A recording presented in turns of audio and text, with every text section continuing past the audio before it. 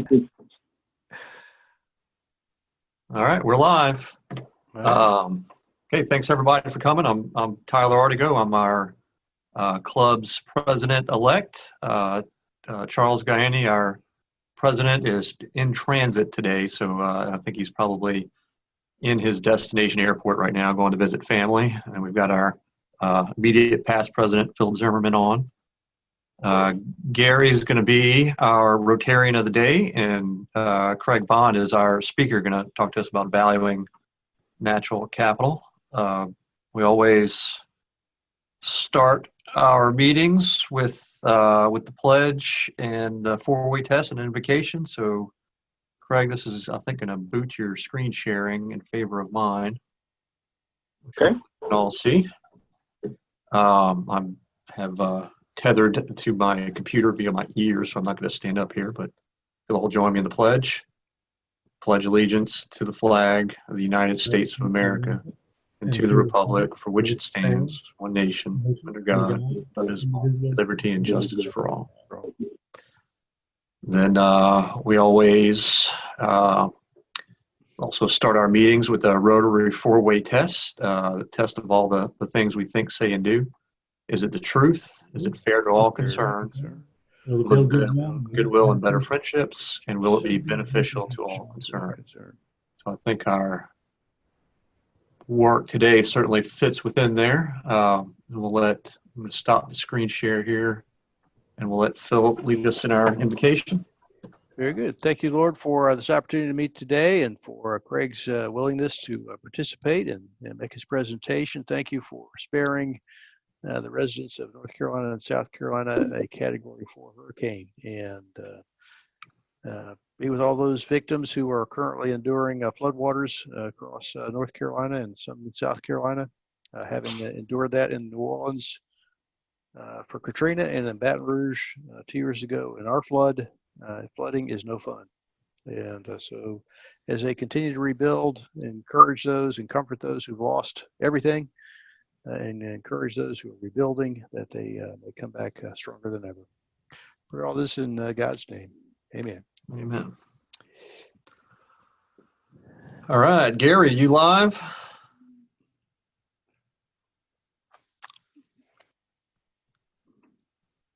You're on mute right now.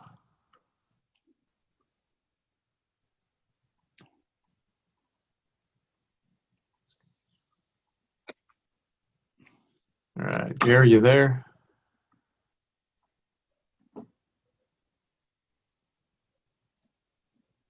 If I just unmute him, we'll hear all sorts of interesting stuff.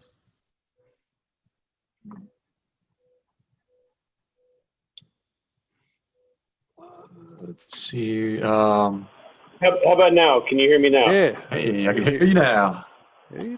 Oh, geez. Okay. Sorry, guys. Hey, listen, we have a small group today, and Craig, don't take it personally. I think a lot of people are still on vacation, but we're so happy to have you and to have these folks. And guys, by way of introduction, I just want to mention that my friend and colleague Craig is a microeconomist. As a biologist myself, I didn't know what that actually meant, so I Googled it, and it turns out that a microeconomist is like a regular economist, but he doesn't mind if you ask him to sit in the back seat of your car or ride on the sidecar of your motorcycle. Did I get that right, Craig? That's a first order approximation. Thanks, Gary. First order approximation, says the economist. See, this is why I hang out with economists at RAND, and they tell me these things, and I just yell externalities and run out of the room, and they think I'm smart. Anyway, it's been my pleasure to work with Craig for a number of years now on everything from the economics of coastal land loss in the Gulf states and the impact of large oil spills. And what some of you might not know is that Craig's also done a lot of work on the military side of RAND, but what I would say on the humanitarian military side of RAND, looking at how being in the military life affects families, and how, people being multiply deployed for many times affects families. And as an Army brat and a former Army officer myself, I can tell you that the nation is grateful for his work in those areas, as am I. So Greg's going to talk to you, Craig's going to talk to you today about the economic benefits of Beanie Babies to the 1988. Wait a minute. Hold on. Sorry. No, he's going to talk to you about, although that'd be a great talk, wouldn't it? Like, how did Beanie Babies change Christmas in 1988? No, he's going to talk about valuing natural capital, the case of coastal wetlands. I've seen a version of this presentation before, and it's to me, it's absolutely fascinating. And as Craig mentioned, if you want to get into the weeds, we can get into the weeds. And I'm glad this is being recorded because I'm sure there are a couple dozen Rotarians who weren't able to join us today that can get on this later, and we can follow up.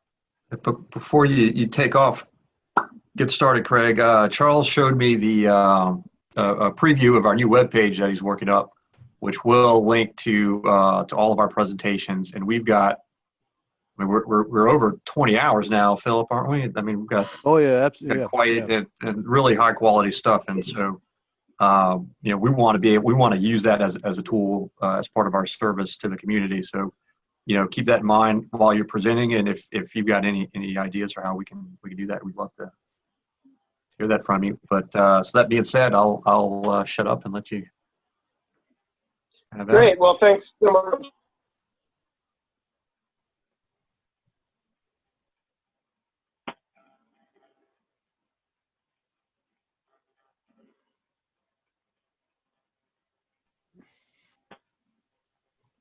Craig, we can't hear you, man.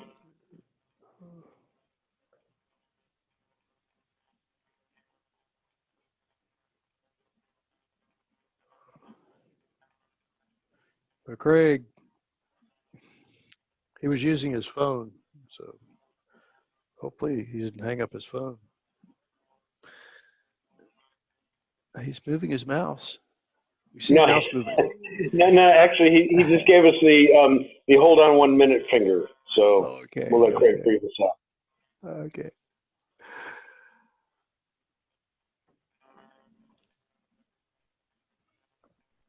Everything was flawless up till then. I know. Other than that, Mrs. Lincoln, how'd you like the play? Yeah.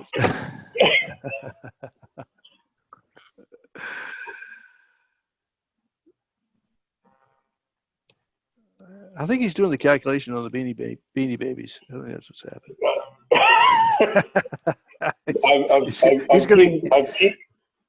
I've teased him about that before. I said if you really wanted to know, the economics of the nation, you ought to do the 1988 Beanie Baby craze versus China tariffs. Anyway, it looks like he's trying to dial back in.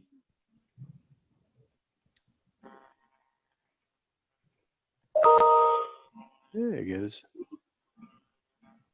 And we got the, hold on a second. Okay, I think I'm back on.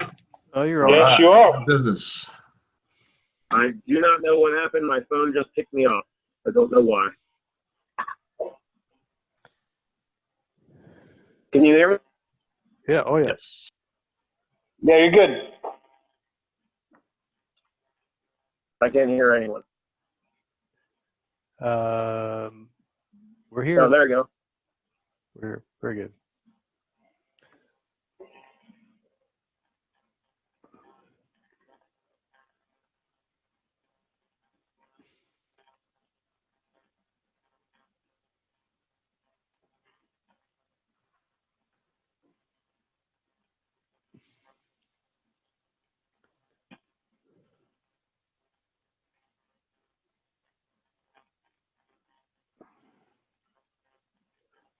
Oh, you're muted, Craig. Okay. There you go. Can you hear me? All right. Sorry about that. You. I don't know why my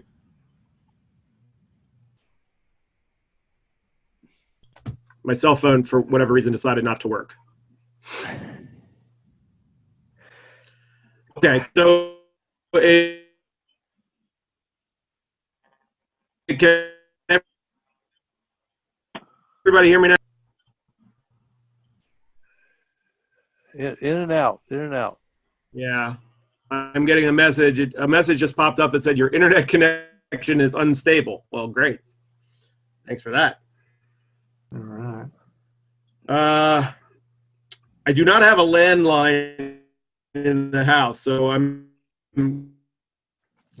not quite sure what to do since the. I would try your phone again because it was working fine. It may have just cut out on you. Just redial in on your cell phone. Okay, we'll see if that continues. Let me share here. There we go. Okay, assuming everyone can hear me, I hope. Loud and clear. Loud and clear. Good.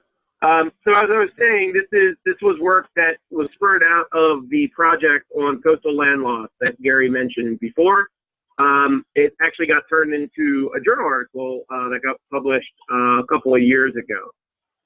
And so really the motivation for this particular talk is in fact the loss of land in Louisiana. And you may recognize some of these maps. They're from the Coastal Master Plan. This is actually the 2012 Master Plan. I haven't updated the pictures yet. And we know that from 2012 to 2017, that the expectations of land loss have actually gotten a little bit more dire, and we expect to see land loss continue. And so that fact, and the fact that within the project that we were working on, there was a desire to think about ecosystem service valuation, sort of directly led to thinking about how we might do that type of valuation exercise better. And in particular, there are, as you'll see in the course of the presentation, a couple of different ways to go about valuation. But at the time of this project, a couple of friends of mine had introduced a new sort of valuation method that looked promising. And this work actually extends their work a little bit. Right, so what we're going to focus on today is the relationship between wetlands, storm protection, and habitat. And this is pretty interesting because it provides sort of a case study to let us think about how do we do sort of theoretically correct valuations when we have a natural capital stock that provides what we might call direct or final services. So in this case, storm protection that is directly affiliated with the amount of wetlands that we have. But then we also know that the wetlands serve a habitat function for another sort of natural capital stock, which is fish. And it's been difficult in the literature to sort of theoretically merge what is known in ecology and what we think we know in economics. And so that's what we're going to talk about today. Why do we care about this? Well, we care about this because ultimately, as information providers, researchers, RAND's in the business of thinking about how we might support making better decisions. And we know, in fact, that ecosystem services, a lot of ecosystem services aren't traded in a market, and that means that prices aren't known. That makes valuation sort of a shot in the dark, but we know these services are valuable. In order to make good decisions, and we define that in the economic world as the benefits of taking an action outweigh the cost, well, we need to know something about the benefits. That's easy to say in theory. In practice, it's incredibly difficult, not just because prices are unknown, but also because we've got very complex, interrelated ecological processes. Sometimes they're known, sometimes they're not. Ecosystems are unique, of course, across space, across locations. There are different preferences of different individuals about what they're willing to pay for various services, and that, in fact, comes into play here. And something that this particular presentation can adjust is we know that virtually all biological organisms, not just humans, tend to adjust as ecosystems change. All of those things put together make ecosystem service evaluation very, very difficult. And although there has been a pretty good run of research over the past 30 years or so thinking about valuation, really the sort of social science of this is in its infancy. And so this technique that my buddies Josh and Eli put together shows a certain degree of promise in this regard. And so this can be an introduction to. As I said, we do have some methods that we can use to value ecosystems. What we might call direct valuation methods, such as inferring environmental values through property values, through what's called the travel cost method, which is assuming that the time it takes you to get to a recreation site is indicative of a price you're willing to pay, or a method called contingent valuation, where we tend to ask clever questions to survey respondents and try to tease out economic values for things that aren't traded in markets, have all been around for a long time. They tend to be expensive to carry out, and they also tend to be rather limited in focus because there's only so much cognitive ability that a survey respondent might have. Various folks have come up with other methods. One method that was really popularized by Ed Barbier, who's at Wyoming and has done quite a bit of work down in the Louisiana area, is called an ecosystem production function approach, where you use a combination of mathematics and ecology to think about what values might be in sort of counterfactual situations. So it's not direct observation of value, but it's rather teasing it out. Those production functions tend to be what we call static, or we don't anticipate things changing over time. That said, that's problematic, of course. We know that ecosystems change, evolve, and that people behave. A method called benefit transfer basically is a way to take values that have pre-existed in prior research, and you take those values and, in either complicated or simple ways, take values in one location and use them somewhere else. The advantage of that is that it tends to be pretty simple. The disadvantage of that is the uniqueness of each ecosystem. So it may not, a particular value that was estimated in location A may not be applicable in location B. So all of those have been used, though, and I've used, in fact, all of them. But what Eli Fenichel and Josh Abbott did in a 2014 paper was to sort of step back and think not of valuing necessarily services directly, but rather thinking about natural capital in fact, a capital theoretic framework, the way we might think about desks and chairs and other sorts of things. And they did so in what they called a bioeconomic framework. So the bioeconomic framework says, hey, we do know something about how ecosystems can evolve, or various parts of ecosystems can evolve. It's not perfect, but we can write down some equations that sort of get us in the right direction. And if we do that correctly with and impose sort of an economic structure on top of that, the way we do in natural resource economics, we might be able to say something about the values of natural capital in general and the services that support it in particular.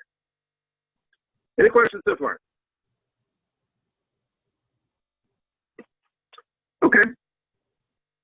So, sorry to get all Econ 101 on you at this point, but this is important to understand, right? In standard economic theory, the value of capital stock, and I'm talking about capital stock because it's by the flow of services over time. Okay? It's by this immediate. The current value of capital is different of the value of the flow of services that it provided. And so a great example is if we think about the value of agricultural land for production, that value is really the net present value of the expected future profit flows of that land when put to its best use. Now, that doesn't mean that everybody's got the same value, right? If you're a farmer and you come along and you think you can do something better than the current owner, you might be willing to purchase that land, right? There's opportunities for trade there. But notice the italicized for production, right? That may not be complete because the only value of that agricultural land may not be, in fact, for the producers, but, for example, there may be some kind of value of open space to other people in the surrounding urban environment, for example. That might be value. And the total economic value then of the farmland would be the net present value of the expected future profit flows plus the flow of services, the flow value related to open space, right? And then, of course, there can be lots of other values on top of that. We're going to use that sort of framework to think about the value of wetlands in providing the ecosystem services of storm protection and habitat for fish. Make sense? Okay.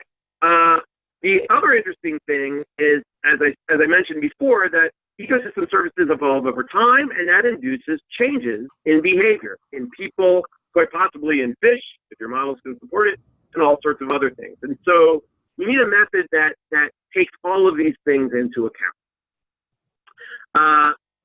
As I mentioned, Eli Fenichel, who's at Yale, and Josh Abbott, who's at Arizona State, provided some kind of insights. And they looked at just the fishery, right? And basically took the dynamic framework that we typically use in natural resource economics and put it together with some economics and valued the natural capital stock that is fish biomass.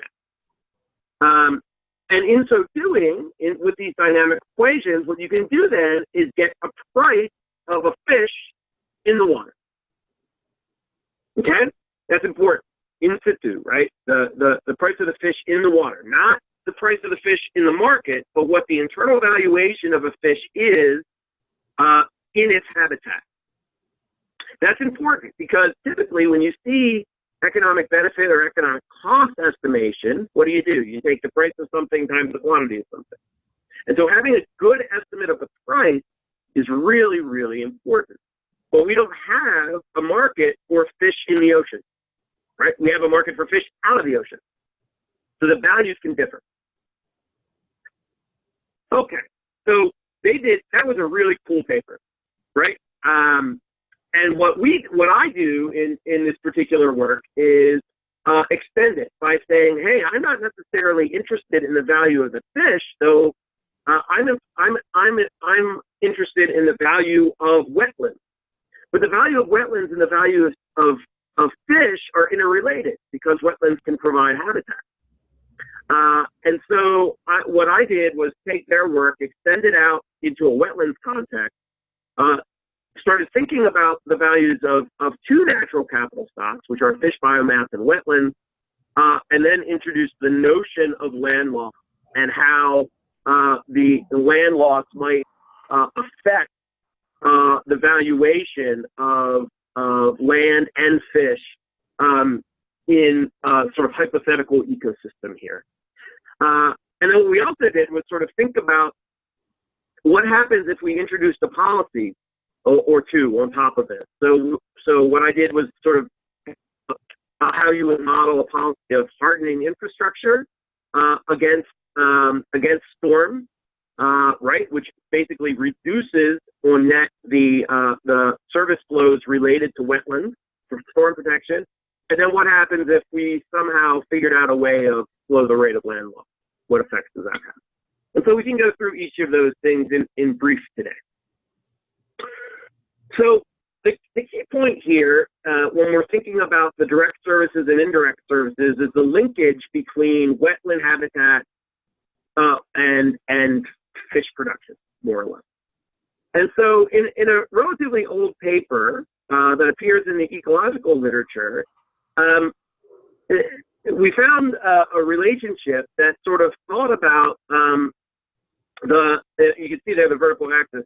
It says length of interface as percent of maximum possible interface.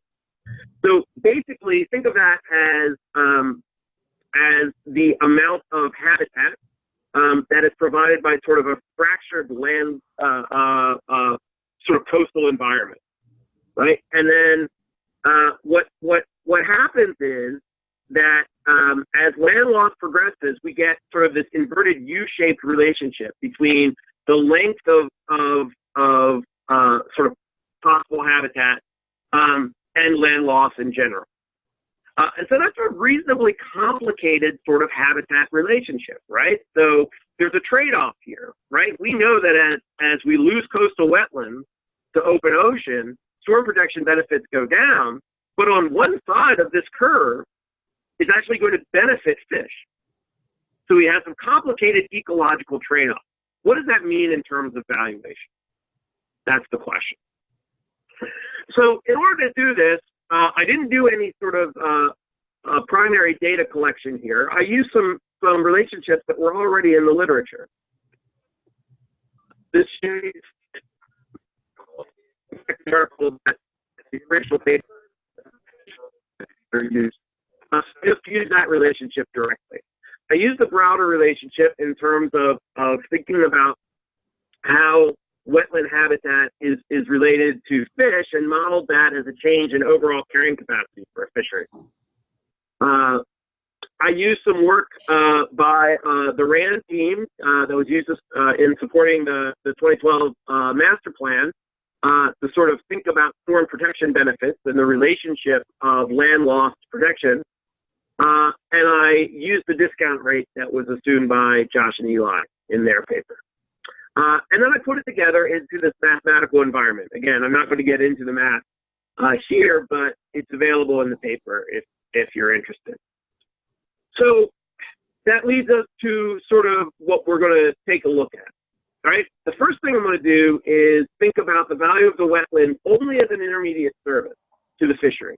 Right. So what does that look like? Then we'll sort of flip that around and think about wetland values, assuming only storm protection. And when I say wetland values, I'm interested in developing that accounting price or the marginal value of a unit of wetland, and the total economic value, which is the price times quantity sort of calculation that we often use for non-ecosystem goods. Then we could combine them to sort of proxy a total economic value calculation, although that's a little bit misleading, right? We know that the wetlands provide a lot of other services other than storm protection and habitat, but this is sort of a proof of concept kind of idea. And then we'll take a look at the sample policy. Any questions before we get started on the results?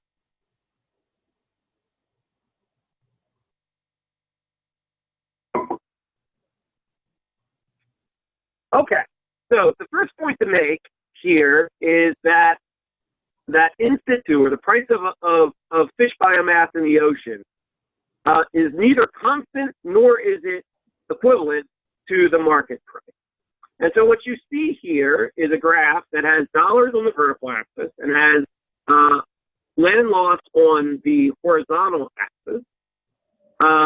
And so what we're doing is trying to figure out what this price function looks like as land loss sort of proceeds. And because of the nature of the biophysical relationships, the price is actually going to be dependent on the amount of fish in the fishery as well. And so that's why you see the three lines there: 60 million pounds, 85 million pounds, and 110 million pounds. When I present graphs like this, you'll notice in that first bullet down there that the steady state, or where we think that the inflows of sort of natural reproduction for the fishery and the outflows from harvest are about equal in this particular fishery, just sort of by assumption. So you can see the relationship on either side. And you'll notice that so the value depends on that fishery, and that as the amount of fish in the ocean goes up, the price goes down, right? So from the green line to the blue line to the red line. That makes sense, right? That's a relative scarcity sort of argument. And we believe in economics that most of the time demand slows down. Okay, so that's good. So we've got sort of a standard economic argument here that says, okay, the overall sort of internal value of a fish in the ocean is going to be declining in the amount of fish in the ocean. So far, so good. The more important thing, though, of course, is this intermediate relationship. And the intermediate relationship, in other words, the slope of that curve and sort of the shape of that curve from 10% land loss to 90% land loss also affects the price of fish in the ocean, right? And you'll see that it's first increasing, and that's because of the habitat relationship, and then it's decreasing. The reason why the sort of marginal value is increasing is because of the potential of fish in the ocean to contribute to more fish, right? It's a growth relationship, right? Because fish are, sort of biological creatures.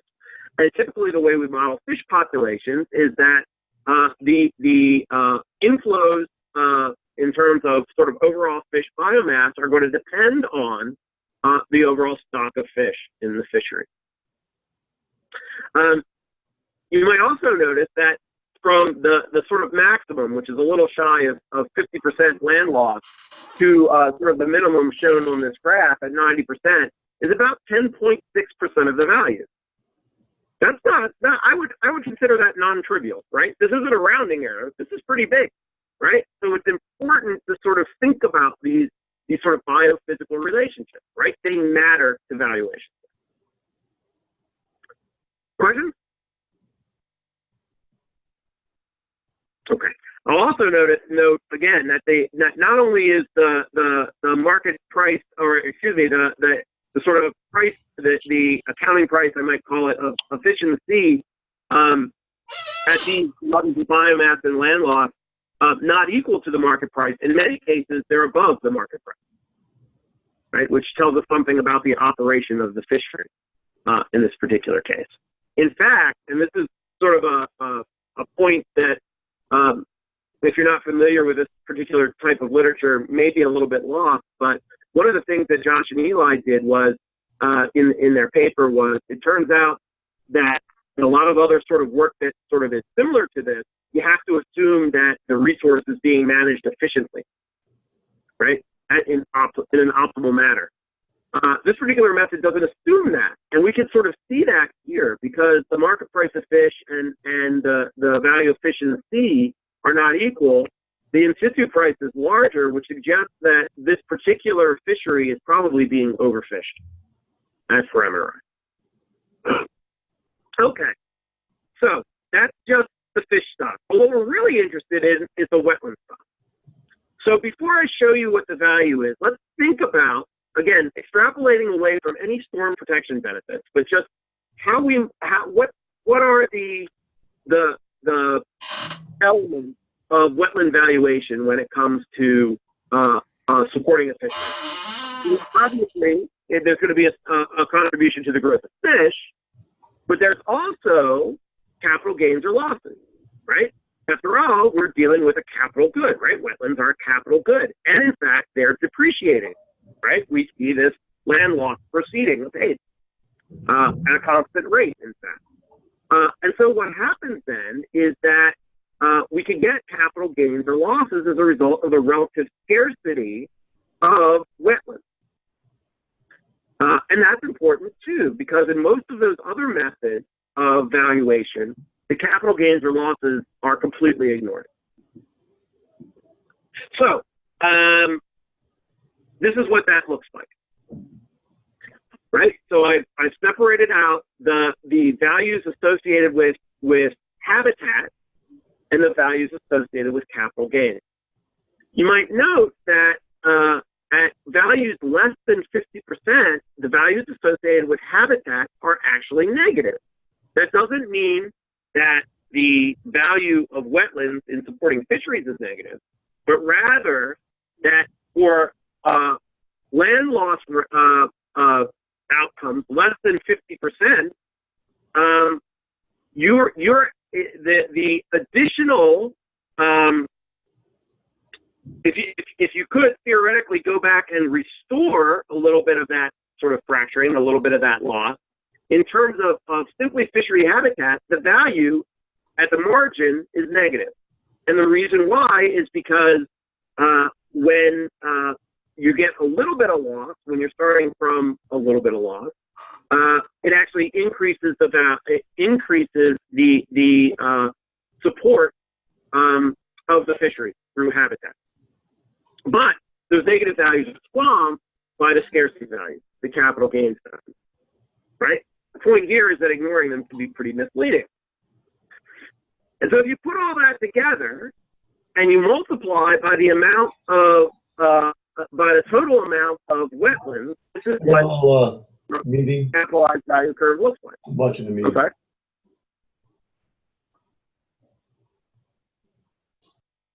Okay. And this is what it looks like. So you get about, total capitalized values that are increasing until somewhere in the 60% range, and then it drops off very, very quickly as land loss gets into its later stages.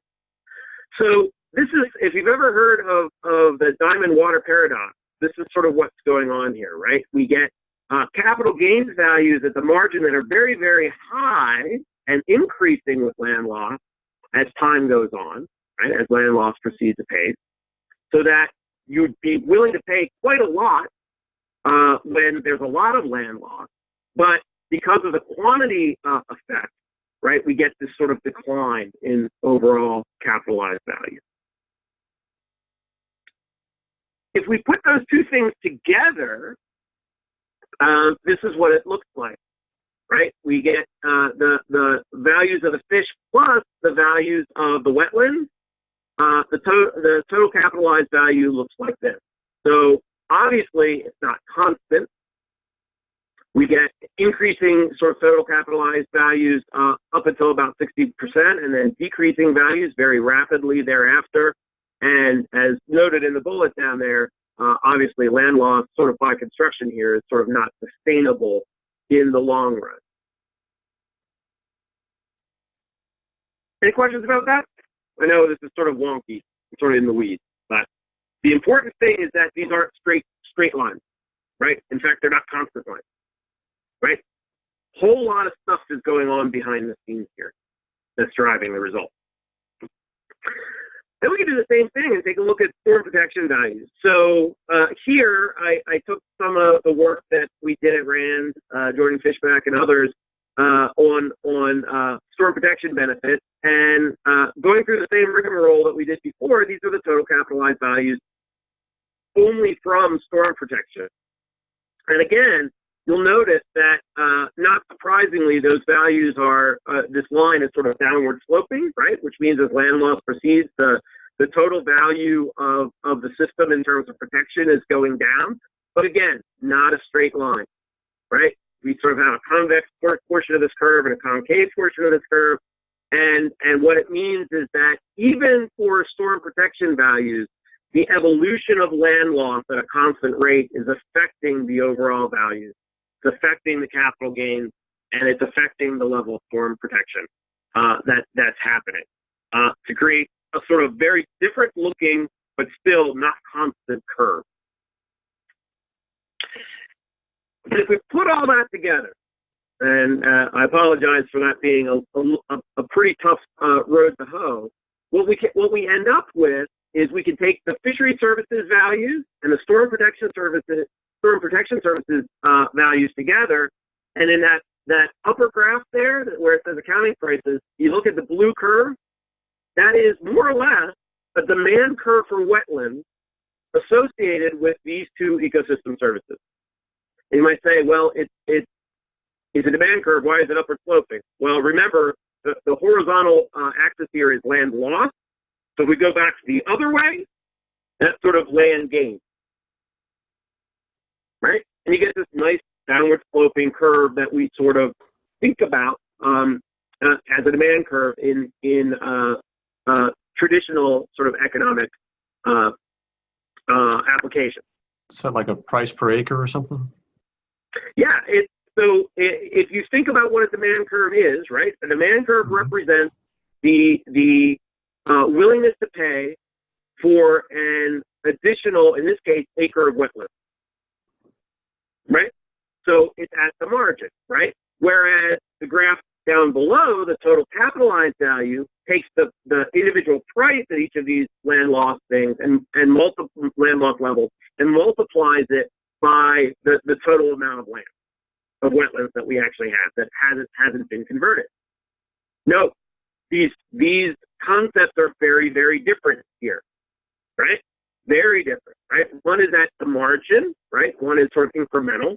The one up top, the one on the bottom is sort of the total value sort of figure, right? What we never had until Josh and Eli wrote this paper in economics was a way to do the bottom one well, right? And now we have it, and not only that, we can split it out by various ecosystem services if we have the right information. The information includes how these things are expected to evolve and how any behavior can get built into this model. In this case, the behavior that we're talking about are fishermen responding to various levels of the fishery stock, which of course are influenced by wetlands. So there's a lot of very complex ecological material relationships sort of built into these economic concepts, which is kind of neat. To give you an idea, right, just for this parameterization, and I'm not saying that this is not necessarily parameterized to Louisiana or anything else. This is a proof of concept. But in this application, the loss in total wealth going from 10% to 90% land loss is about 65%. So that's definitely non-trivial, right, at some level. But I want to point out that changes in wealth are not necessarily equal to changes in welfare, right? Welfare is sort of the overall benefit calculation. And the total welfare change from going to 90% to 10% land loss is about 2.25 times the value loss. So over here, the value is about 77.2 billion, right? Going from a point on the blue curve at 15% to a point on the blue curve at about 90%. Whereas the total loss to society, if you will, not the value, not the price times quantity, but the overall willingness to pay to avoid that loss is about 17.2 billion. So we can use this model in a couple of different ways, right? Any questions about that? I'm sure it's pretty complicated. But the point is, hey, we can get a demand curve. And if we can get a demand curve, we can do lots of neat calculations on the natural capital side, some of which can be directly comparable to things like building man-made capital stock, right? That have a price times quantity type of relationship. Okay, so I only have a couple more slides here. I see we're sort of nearing the end of the hour, given my technical difficulties. But let's sort of go through the experiment of saying, okay, well, what happens if we hardened infrastructure against flood? Well, taking some information from the 2012 master plan, the sort of at the optimal level, Jordan and his team sort of figured out that a particular level of hardening could decrease damages by somewhere 38 to 44% in 25 years and 62 to 77% in 50 years. Well, it turns out that results in an almost linear relationship that we can sort of utilize here that you see over in the graph under storm protection services there. And what happens when we sort of put that new relationship into the model is that the capitalized value of the ecosystem ends up being about half of what it was in the original case, right? So half of what we have over here. And the reason for that is that we basically shifted value of the system from a natural capital that's providing storm services to man-made infrastructure that are providing sort of the similar services. You get a substitution between what you might call green infrastructure and sort of the gray infrastructure that goes to hardening. That doesn't necessarily mean, however, that from a welfare standpoint that society's made better off. Quite the opposite. It's made quite a bit better off.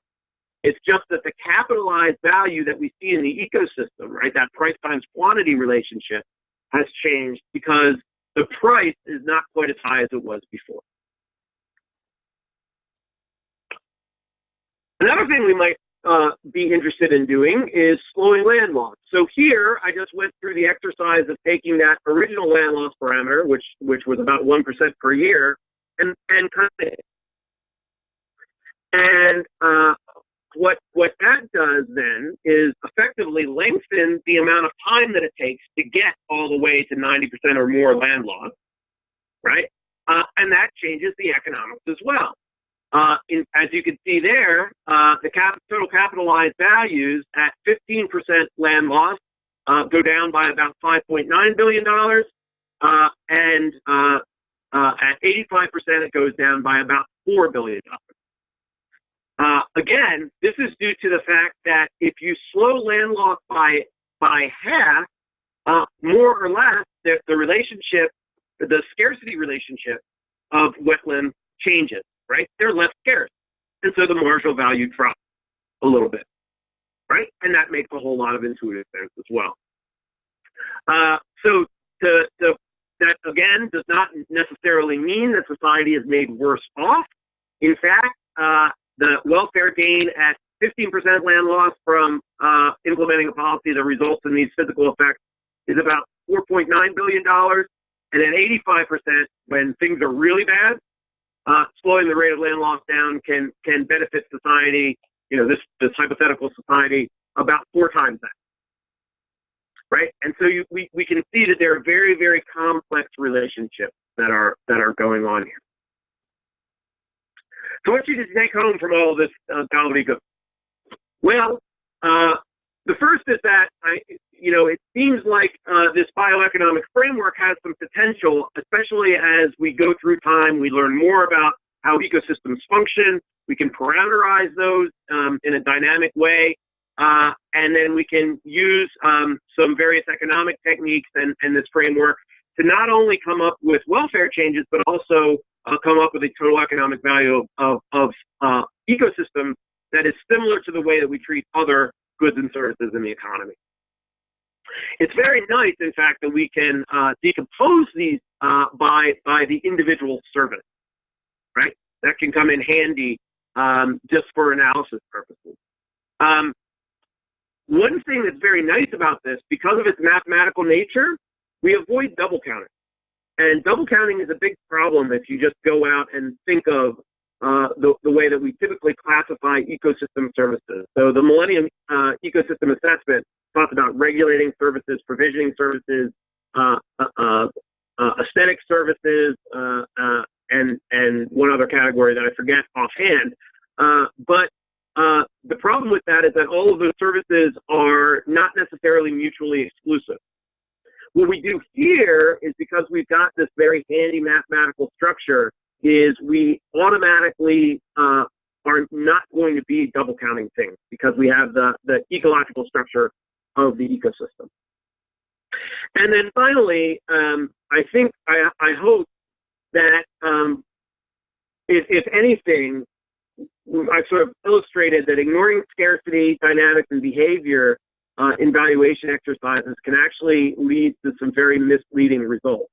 That doesn't necessarily mean that methods that ignore those things can't be useful, but rather we should be cognizant of their shortcomings and be willing to sort of do some thought experiments in the policy world to make sure that we aren't ignoring something that's very important. So if anybody's interested in the dirty details, the paper's in Water Economics and Policy.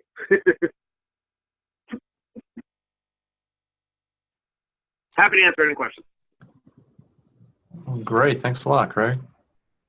I've got a quick one here as I print screen so I can dig this up. I think I pretty well followed the valuation. Where's the welfare calculation coming from? Then I'm Sure. assuming that's the end value that you're looking to quantify for the purposes of decision making. Is that accurate? Yeah, if we were doing benefit cost analysis, that's right. So you'll see up on the screen, I put the demand curve back up, right? And I don't think there's any way for me to, if I put my cursor here, can you guys see my cursor? Yes. Okay, great. So the way we do this, recall that this blue line here is in fact a demand curve for wetlands. Oh, there it is. Yep. Right? Okay.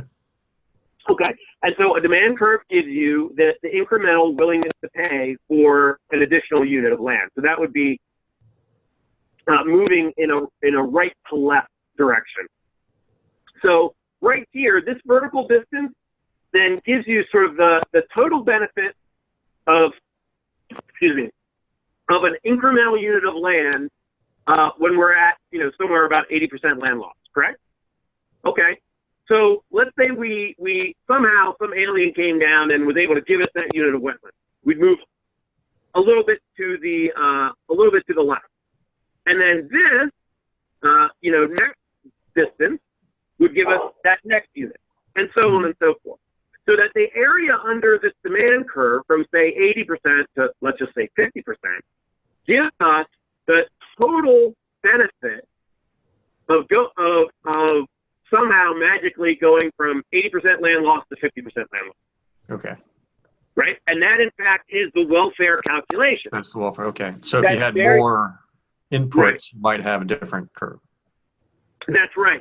So think of it this way, right? This over on the lower graph, right? We could do the same thing for the capitalized value, right? Here's the total. Here's the total capitalized value at 80%. Here's the total capitalized value at 50%. It's increased, but it's actually not the same amount as the area under this demand curve, right? What's different? What's different is over here, we're valuing the quantity at various prices, and over here, we're saying what is the total willingness to pay of going from here to here, right? So there are the value is sort of a snapshot in time. The area under the demand curve gives you what you would be willing to give up in order to get your particular outcome. In this case, going from 80% to 50%. So they're different constructs. The area under the demand curve is in fact the theoretical correct way to go about benefit cost analysis, right? But oftentimes in some analyses we don't have that, and so we go to the total capitalized value. I'll note that the two things are the same if in fact the demand curve is horizontal, perfectly elastic, i.e. there are no price changes going from, in this case, land loss. That's a good question. Okay, I'll try a question. Go ahead. Okay, yeah, Craig. This is Mark Shirley. I'm over in Southwest Louisiana. Okay, if you reduce your wetland loss from, say, 90% to 50%, okay, how come wouldn't your accounting price, the value of it, be higher? No. And the reason why is because of what an accounting price means. Remember that a price gives you the incremental willingness to pay for the next unit, right? And so what happens there is, because as we move in a rightward to leftward direction on this upper graph here, what we're actually doing is reducing the scarcity of a valuable thing.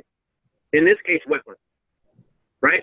So when we typically reduce scarcity, right, the incremental value of the next unit is going to go down. But that doesn't mean that the total value, the price times quantity, is necessarily going to go down. In fact, we see that over here on the right-hand graph. So if we go from 80% to 50% over here, the incremental value of the next unit at 50%, so the value of going from 50% to 49% land loss, is lower than it is from going from 80% to 79%. However, the overall value of the wetland, right, actually goes up, as seen in this lower graph, because basically the effect of the quantity increase going from 80 to 50 outweighs the effect of the incremental value getting lower. So you're actually measuring different things. It's the matter of thinking about what is the value of the incremental unit versus what is the total value of the services provided by wetlands. And again, in economics, that actually has a name. That concept, right? It's called the diamond water paradox, right? The diamond water paradox says, why is water something so valuable? Every human being on the planet needs water, right? But its marginal price is way low compared to diamonds, which nobody really needs, right? Why?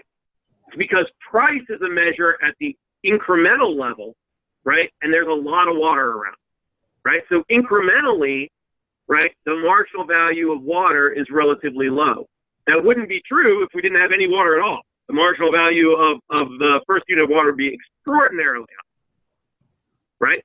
So, but yet, and then if we did the total capitalized value of water would be extraordinarily high because every human being needs it. In other words, the quantity is really big. Not so for diamond. So that's what's going on here.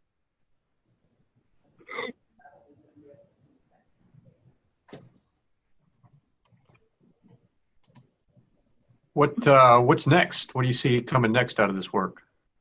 Yeah, so we actually did a follow-up study. Aaron Strong and I, he had a model of on land cattle grazing that included 3 different levels of the trophic system in ecology, and we were able to use these same methods to value all of the species across those trophic levels. So we're in the process of trying to get that published now. That's an even more complicated version of this, where we couldn't actually do the valuation just using math. We had to simulate out the trophic system, and then we put these methods on top of it to try to estimate the values. And to our surprise, we actually had a little bit of a breakthrough in terms of figuring out how to deal with the dimensionality of the problem.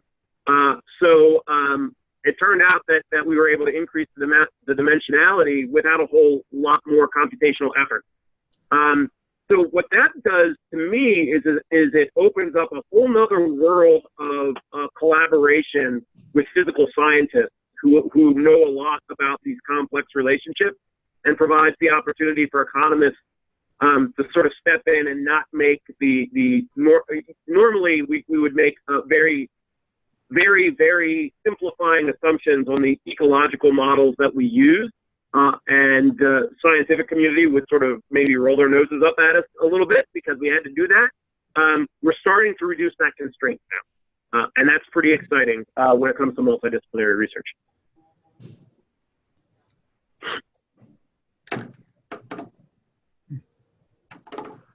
Excellent. Well, it's 1 o'clock. I'm happy to stick around unless anybody has got more questions.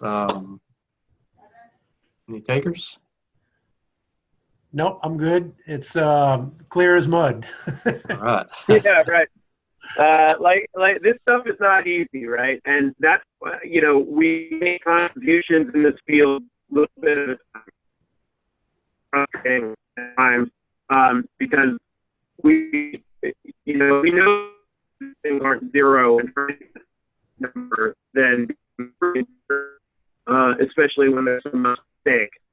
And it's frustrating that we can't move quicker, but it's exciting to sort of work on this and see that Eli and Josh may have kicked off something that's pretty valuable here.